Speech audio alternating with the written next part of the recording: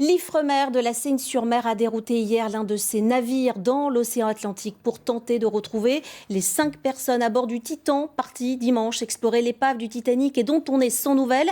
Il ne leur reste plus que quelques heures d'autonomie en oxygène. Le reportage de Marguerite Kioch avec Romain Fiorucci. L'Atalante devrait atteindre la zone de recherche plus de 3 jours après la disparition du sous-marin Titan et de ses 5 passagers.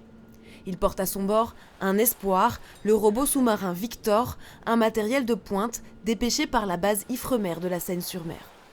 Le robot Victor est très très manœuvrant et très précis dans ses déplacements. Il peut travailler au centimètre près et ensuite avec des bras puissants peut dégager le sous-marin s'il était coincé. Le Victor ne peut pas lui-même remonter ce sous-marin. Le Titan a disparu pendant une expédition au large des États-Unis autour de l'épave du Titanic.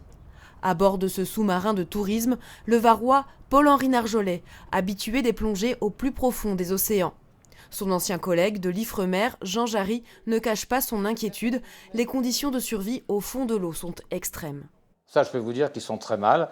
D'abord, ils ont froid. Ensuite, pour diminuer leur consommation d'oxygène, ils doivent apprendre la position pratiquement du fœtus et ne pas bouger, respirer le moins possible. Faire leurs besoins, j'en parle pas, mais au bout d'un certain moment, on ne sent plus rien. Bon.